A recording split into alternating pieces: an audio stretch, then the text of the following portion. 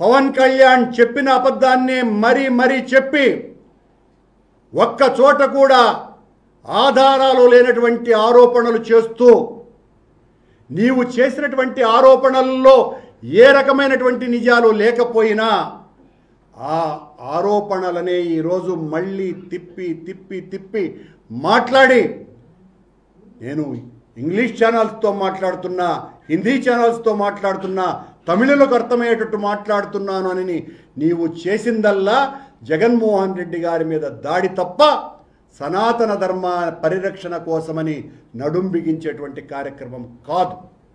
నీలాంటి వాళ్ళు నడుం బిగిస్తే, నీలాంటి వాళ్ళ మాటలు వింటే ఈ రోజున కొన్ని వందల పీఠాలు ఉన్నాయి భారతదేశంలో.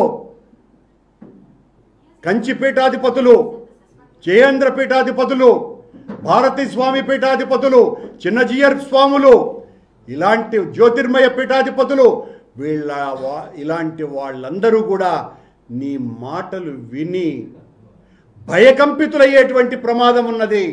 తమ జీవితాలనంతా కూడా త్యాగం చేసి తరతరాలుగా పీఠాలలో వందల సంవత్సరాలుగా సనాతన ధర్మ పరిరక్షణ కోసమని వేల కిలోమీటర్లు పాదయాత్రలు చేస్తూ భారతీయ సాంస్కృతిక మూలాలని మహాద్భుతంగా ప్రజల గుండెల్లో చిరస్మరణీయమైనటువంటి స్థానాన్ని నెలకొల్పటం కోసమని చేస్తున్నటువంటి వాళ్ళ కార్యక్రమాలన్నింటినీ కూడా చావు దెబ్బ కొట్టే విధంగా పవన్ కళ్యాణ్ అనేటువంటి వ్యక్తి ఈ రోజున మాట్లాడినాడు. ఈ పీఠాలకు ఏ విలువ లేదు అన్నటువంటి అర్థంలో మాట్లాడినాడు. సనాతన ధర్మం ఆ మహా దివ్య పురుషుల వలన, వాళ్ళ అమృత హస్తాల వలన, వాళ్ళ అమృత తుల్యమైనటువంటి వాక్కుల ప్రవచనాల వలన, అనుగ్రహ భాషణల వలన గ్రామీణ ప్రాంతాలలో, పట్టణ ప్రాంతాలలో వాళ్ళందరూ కూడా పెద్ద ఎత్తున వందల సంవత్సరాలుగా చేస్తున్నటువంటి కార్యక్రమాల వలన మాత్రమే సనాతన హైందవ ధర్మం కాపాడబడుతోంది. నీలాంటి సూడో స్పిరిచువలిస్టుల వలన కాదు. నీ ఆశయం రాజకీయం, నీ ఆశయం అధికారం కోసమని సనాతన ధర్మం ముసుగు వేసుకొని ఆ ముసుగులో ఇతరుల మీద, ఇతర మతాల మీద దాడి చేసి పబ్బం గడుపుకోవాలనేటువంటి నీ ప్రయత్నం ఏదైతే ఉన్నదో అది ఈ రోజున తేట తెల్లమయ్యింది.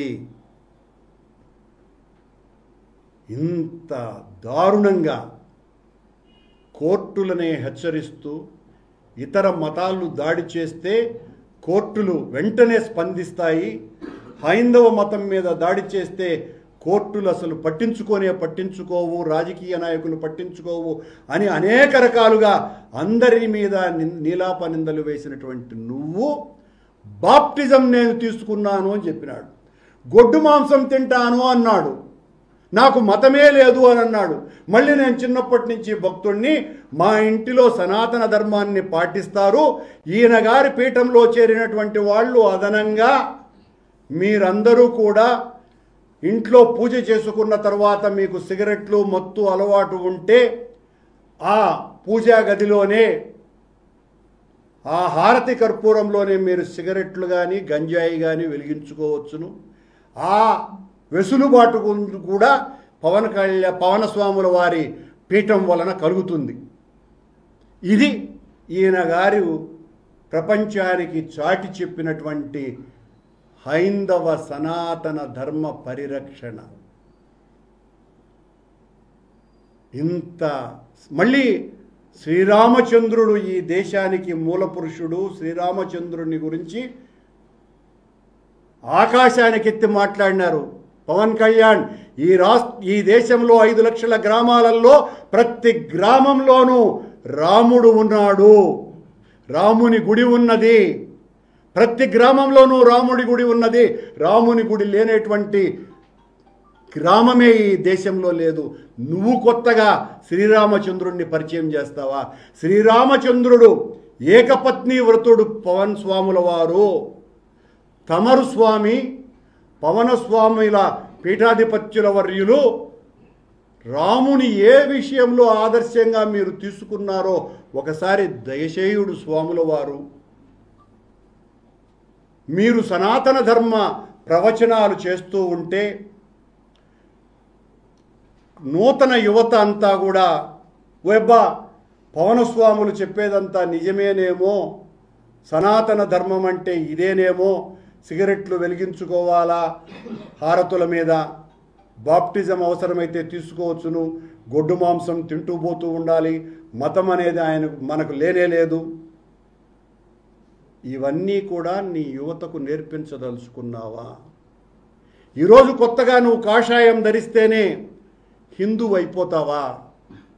మేము ధరించకపోతే హైందవేతరులమవుతామా? మా నరాన సనాతన ధర్మం ఇమిడి ఉన్నది. మా రక్తపు ప్రతి అణువులోనూ సనాతన ధర్మం పరిరక్షణ కోసమని కార్యక్రమాలు చేసినటువంటి, ఎన్నో రూపకల్పన చేసినటువంటి వాళ్ళం మేము. నువ్వెవరినైతే విమర్శిస్తున్నావో ఆ జగన్మోహన్ రెడ్డి గారి హయాంలోనే మేము అలిపిరి దగ్గర ఈ రోజున నిత్య హోమాన్ని ఏర్పాటు చేసింది జగన్మోహన్ రెడ్డి గారి హయాంలోనే. విద్యార్థులకందరికీ కూడా భగవద్గీతను అందించాలా అన్నటువంటి తలంపు చేసింది జగన్మోహన్ రెడ్డి గారి ప్రభుత్వమే. గోవిందకోటి రాయాలి రామకోటిలాగా అని యువతలో అందరిలోనూ కూడా గోవిందకోటి రాసినటువంటి వాళ్లకు ఉచిత బ్రేక్ దర్శనం కల్పించాలని నిర్ణయం తీసుకున్నది కూడా మేమే. 3500 గుడులను కట్టించింది జగన్మోహన్ రెడ్డి గారి హయాంలోనే. పవనస్వామి మా హయాంలో రాముని తల నరికినారట, 100 గుళ్ళు నేలకొల్చినారట. పవన్ చంద్రబాబు సమయంలో కొన్ని 100 గుళ్ళు కూల్చేసినారు, నేలమట్టం చేసినారు. ప్రశ్న ఆయన్నే అడుగు. ఆయన సంకలో బిడ్డలాగా మాట్లాడుతున్న నువ్వు ఆయన హయాంలో జరిగినటువంటి హైందవ సంస్కృతి మీద జరిగిన దాడిని ప్రశ్నించు, మమ్మల్ని కాదు ప్రశ్నించాల్సింది. నువ్వు ఏ ప్రశ్నలైతే వేస్తున్నావో మా మీద ప్రతి ప్రశ్నకు మేము సమాధానం చెప్పడానికి సిద్ధంగా ఉన్నాము.